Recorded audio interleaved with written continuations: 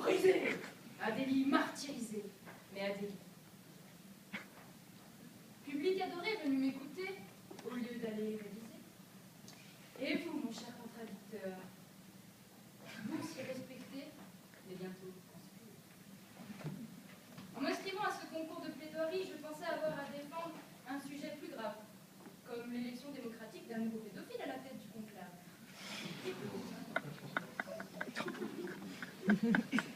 Il n'en est rien.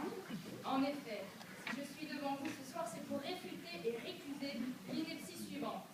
Le concerné n'est pas obligatoirement un imbécile encerclé. À la lecture de ce document, je me suis sentie concernée, ou plutôt déconcertée. Après moult interrogations, j'usais de la même réflexion que notre célèbre philosophe contemporaine. J'ai nommé Nabila devant la télé. Et 4 aussi, 4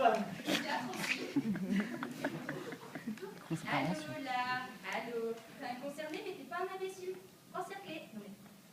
Allô, vous me recevez ou pas? En réalité, il s'agit plus d'une concerneuse. Après ces quelques attabulations qui nous servirent de préliminaire, il faut désormais s'atteler à la sempiternelle question de la définition des termes du sujet, à savoir la notion qui en est le cœur, le con, l'imbécile dont nous parlons. Qu'on se le dise, les deux sont synonymes. Le con, c'est-à-dire l'imbécile, est classiquement défini comme l'abruti, l'arriéré, le bête, l'idiot, le sot, le niais. L'imbécile ose tout, n'a peur de rien. Il peut tout faire. Il peut d'ailleurs finir chargé de PD en droit des affaires. C'est une évidence. Il y en a qui sont plus cons que d'autres. Il arrive à tout le monde d'être con, même aux meilleurs d'entre nous. Mais ça ne dure pas toujours, tandis que chez certains, cet état est permanent. D'où l'idée d'organiser des concours pour désigner le plus con d'entre eux. En guise de conclusion, il conviendra de dire que le con, c'est toujours lui. Si l'imbécile a mérité votre attention, il en va de même du concerné. Cette personne est celle qui s'intéresse aux choses, explique son point de vue aux autres et tente bien souvent de les convaincre. De là à dire que l'être concerné est un concerné, il n'y a qu'un pas, que pour ma part, je m'attrape à trancher. Pierre Dac nous dit alors que le concerné n'est pas obligatoirement un imbécile encerclé. Par ces termes, l'auteur fait preuve de modération. Or, comme disait Lord Voldemort, ce qui est modéré, je le vomis. Mais il y a un moment où il faut trancher dans la vie. Et la meilleure défense, c'est l'attaque, d'après Michel. C'était Michel qui a dit ça. C'est pour cela que ma plaidoirie se fera sous la forme d'une affirmation. Le concerné est bien un imbécile encerclé. Encerclé par lui-même et par les autres. Et c'est sur ce postulat que notre argumentaire portera. Ainsi, pour commencer, nous allons vous démontrer en quoi l'homme concerné est encerclé par son fort intérieur, par son contradicteur, ses ennemis et ses amis. Ensuite, je vous rappelle que le fond de notre pensée, c'est que l'encerclé est par définition un concerné. Chers jeunes, cette plaidoirie, je vous le dis, ne sera pas un voyage au bout de la nuit, ou même de l'année. Il sera en revanche, je l'espère, pour mon adversaire, un voyage au bout de l'enfer. Grand 1. Le concerné est encerclé. L'homme, dans son humanité, est un être de pensée. Il vit, grandit et meurt à nécessité. Ces dernières le façonnent, le construisent, tant et si bien qu'elles s'incarnent en lui. Il forme alors une unité de corps et d'esprit. L'homme est par nature concerné par ce qu'il pense. Le concerné ne peut sortir de son idéologie. Il en est enfermé. Il ne connaît et ne peut pas connaître la cause des autres. Le concerné est un intolérant.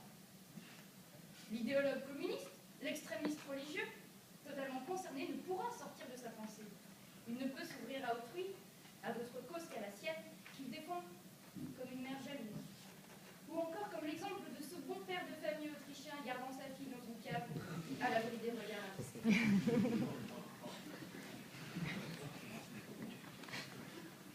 Ainsi, nous sommes tous enfermés dans nos idées sans pouvoir réellement en sortir.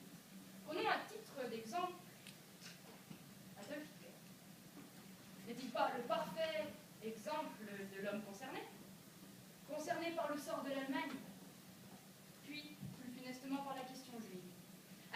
dire à lui qui n'était pas concerné?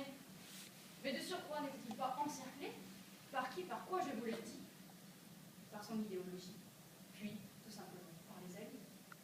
La France, l'Angleterre, la Russie, tous unis contre lui comme un seul homme. L'encercle pour au final mieux étouffer. L'influence des autres est donc omniprésente, que ce soit par la famille, par les amis, les médias ou les ennemis. L'homme demeure un animal social. En conclusion, c'est donc par cet encerclement de ses propres idées et par celle des autres que l'on devient un bon cerveau. Grand 2. L'encerclé est forcément un imbécile.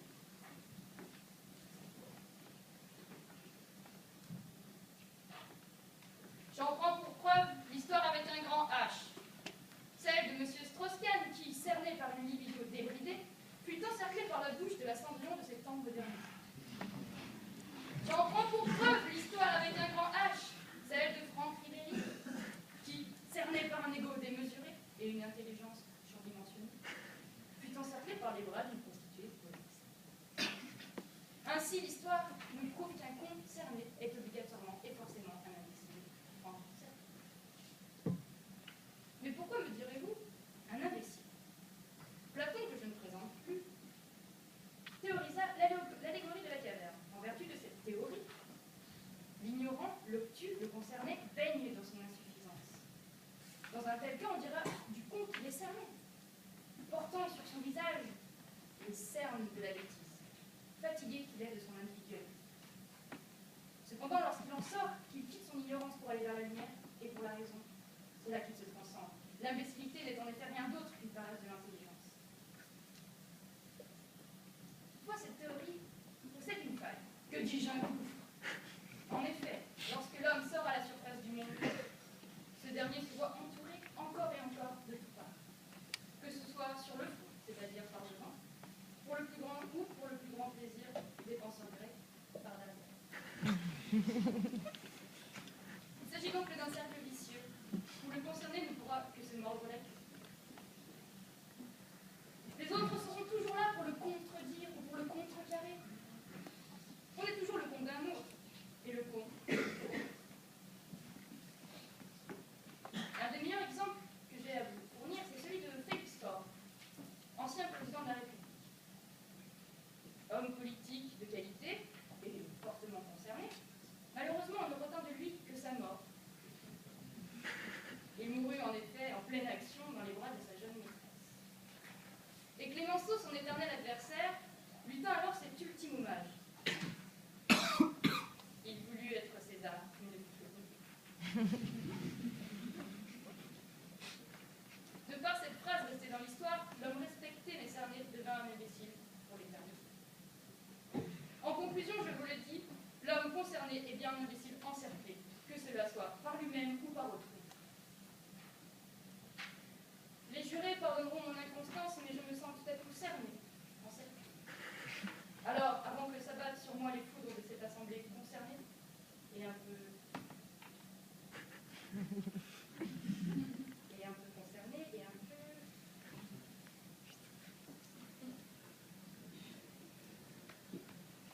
concerné. Je vous salue bien bas, même si vous êtes consterné.